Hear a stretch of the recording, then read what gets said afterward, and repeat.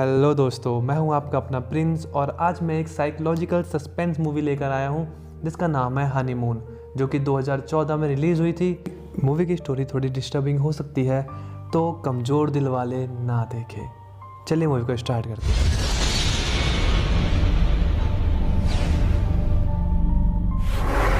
जैसे movie start होती है, हम एक कपल को देखते हैं जिसका नाम होता है बी और पॉल, जिनकी अभी नई नई शादी हुई होती है और वो दोनों अपनी वेडिंग टेप देख रहे होते हैं। और नेक्स्ट डे वो अपने हनीमून के लिए निकल जाते हैं। हनीमून के लिए एक बहुत ही सुंदर से टाउन में आते हैं जहाँ पर जंगलों के बीच एक प्यारा सा घर था और वहाँ का पूरा नज़ारा देखने लायक था। ये घर बी के बचपन का घर था और यहाँ पे पास में एक लेक थी जो कि बहुत ज़्यादा अच्छी लगती थी। उसका पानी बिल्कुल साफ़ था। अब इन दोनों का रोमांटिक हनीमून स्टार्ट हुआ ही था कि रात को जब ये सो रहे होते हैं तो एक बीम ऑफ लाइट इनके ऊपर पड़ती है। जैसे कि दोनों बहुत ही गहरी नींद में होते हैं तो इन दोनों को कुछ पता नहीं चलता और उस बात को इग्नोर कर देते हैं। अगली सुबह हम देखते हैं कि जो पॉल होता है वो उन दोनों के लिए ब्रेकफास्ट बना रहा होता है। उसके बाद ये दोनों जाते हैं फिशिंग के लिए। इतनी गर्मी होने के बावजूद भी जो लेक होती है उसका पानी बिल्कुल साफ़ और ठंडा था। धीरे धीरे वक्त बीत जाता है और इन दोनों को लगने लगती है भूख। अब ये दोनों एक रेस्टोरेंट ढूंढने लगते हैं अपने आसपास और इन्हें रेस्टोरेंट मिल भी जाता है। लेकिन जब ये उसके अंदर जाकर देखते हैं तो रेस्टोरेंट का ओनर वहाँ पर बहुत ही गुस्से में होता है और सारी चीज़ों को तोड़ रहा होता है। वो इनसे कहता है कि आज रेस्टोरेंट बंद है। लेकिन कुछ ही टाइम बाद रेस्टोरेंट का ओनर बी को उसके नाम से बुलाता है, जिसके बाद यह पता चलता है कि जो रेस्टोरेंट का ओनर था वो बी का बहुत पुराना दोस्त था, बचपन का दोस्त, और ये पहले कपल थे। इसके बाद हमें विल की वाइफ एनी को दिखाया जाता है। एनी को देखकर ऐसा साफ लगता है कि उसे कुछ मेंटल प्रॉब्लम है। विल जैसे ही एनी को देखता है जोरों से चिल्लाता है और उसके हाथ को पकड़कर एनी को अंदर लेकर चला जाता है। इसके बाद जब वो दोनों रास्ते में आ रहे होते हैं तो बी सोचती है कि यार विल के साथ क्या हुआ है, क्या उसे वो पार्टनर नहीं मिली जैसा वो चाहता था, या फिर मैंने उससे शादी नहीं की इसलिए वो गुस्सा है। अब ये सब बातें सुनकर जो पॉल होता है उसे थोड़ा डाउट आता है, क्या तुम अभी भी विल से प्यार करती हो? इसी बात पर उन दोनों का उस रात आर्ग्यूमेंट हो जाता है। देन फिर वो जब सो रहे होते हैं एकदम से अलार्म बजता है और पॉल को लगता है कि सुबह हो गई है। पॉल फिशिंग की तैयारी करने लगता है और जैसे वह दूसरे रूम में जाता है तो वहाँ पर वो घड़ी में देखता है कि अभी तो 12 ही बजे है। यह देखकर वह वापस जाता है सोने के लिए। लेकिन जब वह अपने बेडरूम में पहुँचता है तो वो देखता है वहाँ पर बी ही नहीं है। बी को वह ना पाकर वो थोड़ा पागल सा हो जाता है और वहाँ पर चिल्लाने लगता है, पूरे घर में बी को ढूंढने लगता है। जब बी उसे पूरे घर में ढूंढने के बाद भी नहीं मिलती तो वो जंगलों की तरफ निकल जाता है बी को ढूंढने के। काफ़ी ज़्यादा ढूंढने के बाद पॉल को बी दूर खड़ी हुई दिखती है।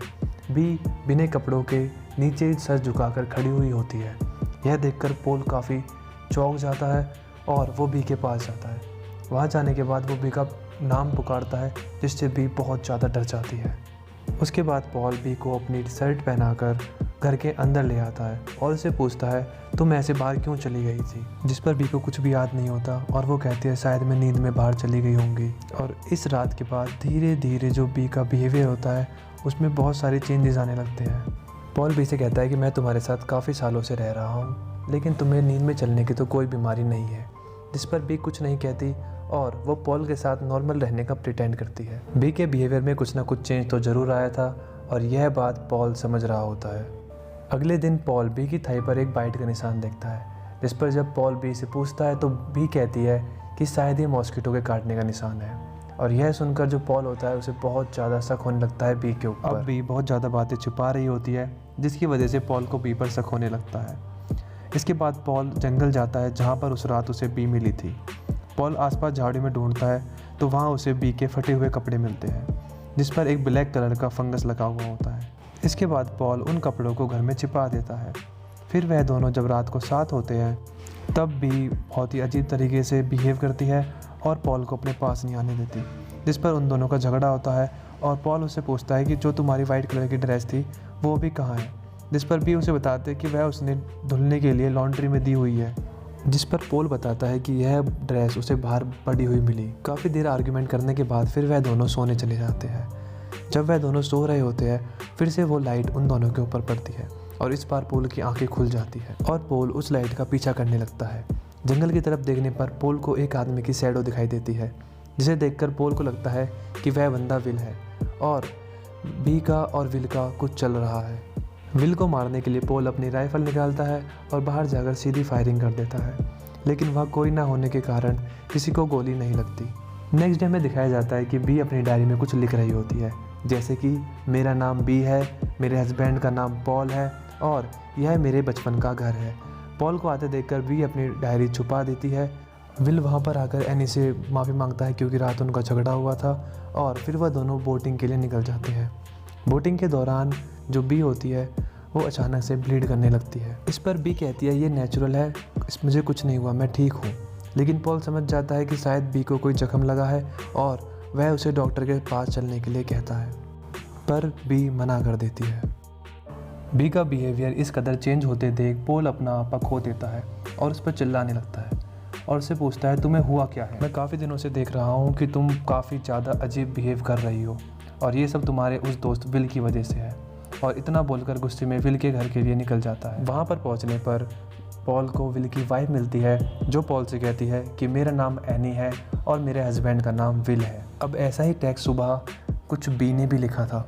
पॉल एनी से पूछता है कि विल कहाँ है, जिस पर एनी कहती है कि विल यहाँ नहीं है और हम यहाँ बिल्कुल भी सेफ नहीं है, तुम यहाँ से चले जाओ। इसके बाद पॉल को एनी की थाई पर वैसे ही काटने का निशान दिखाई देता है जैसा कि उसने बी की थाई पर देखा था। इससे पहले कि पॉल कुछ बोलता एनी वहाँ से बोर्ड निकल जाती है। इसके बाद जो पॉल होता है उसे विल की कैप मिलती है जिस पे कि खून लगा हुआ था। इसका साफ मतलब था कि विल की जान खतरे में थी। इसके बाद पॉल उनके घर के अंदर सामने कंप्यूटर ऑन पड़ा हुआ होता है। कैमरे की रिकॉर्डिंग चेक करने पर पॉल को पता चलता है कि आज से कुछ दिन पहले आधी रात को बिल्कुल बी के जैसे ही एनी बी जंगल में चली गई थी और उसे उस वीडियो रिकॉर्डिंग के अंदर वो वाइट लाइट भी दिखती है जो उसने अपने बेडरूम में देखी थी। इससे पहले कि वह कुछ और देख पाता वहाँ की लाइट फ्लिकर करने लगती है और सामने वो दीवार पर देखता है तो वहाँ पे नोट्स लगे हुए होते हैं जिसमें लिखा होता है कि मेरा नाम ये है और मेरे हस्बैंड का नाम ये है और भी बहुत सारी बातें। और वो देखता है कि उन नोट्स के ऊपर वही ब्लैक कलर का फंगस लगा हुआ होता है।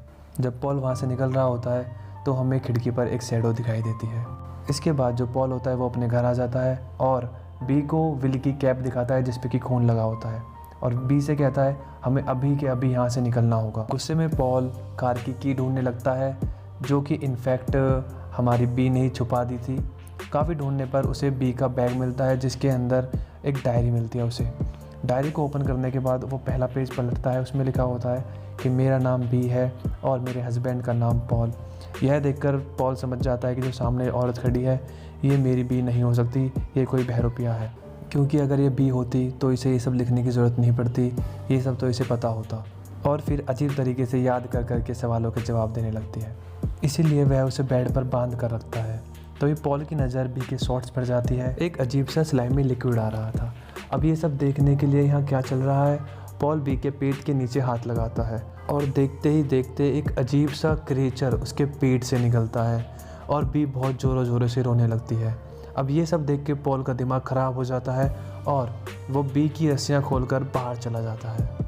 थोड़ी देर बाद हमें दिखाया जाता है कि बी रूम से बाहर आती है और सारी बातें पॉल को बताने लगती है। बी कहती है कि उस रात वो लाइट जो मेरी आंखों में पड़ी, मैं उसकी तरफ खिंची चली गई और मुझे कुछ भी दिखाई नहीं दे रहा था, लेकिन बस एक काला साया था जो देखते ही देखते मेरी बॉडी के अंदर चला गया।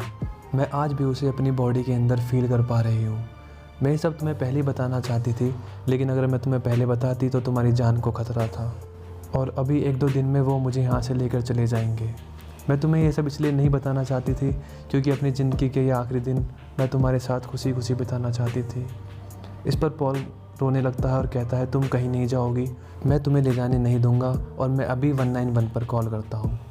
इसके बाद जो वो वाइट कलर की लाइट होती है वो फिर से बी के चेहरे पर पड़ती है और बी कहती है अब मुझे तुम्हारी कोई ज़रूरत नहीं। पॉल रोने लगता है और बी को कहता है वापस आ जाओ, लेकिन बी वापस मुड़ते ही पॉल के सर पर हमला कर देती है और पॉल बेहोश हो जाता है। अगले दिन जब उसकी आँख खुलती है तो वो अपने आप को एक बोट में पाता है। पॉल को पूरी तरीके से रस्सियों से बांध दिया गया था और तभी वहाँ एनी उनसे कहती है कि तुम्हें बचाने का एक ही तरीका है, वो तुम्हें ज़िंदा नहीं छोड़ेगा। इसके बाद एनी और वह उसे एंकर से बांधकर एंकर को तालाब में फेंक देती है। शायद इसी तरीके से उस दिन विल की भी मौत हुई थी और आज पॉल की भी पानी में डूबकर मौत हो जाती है।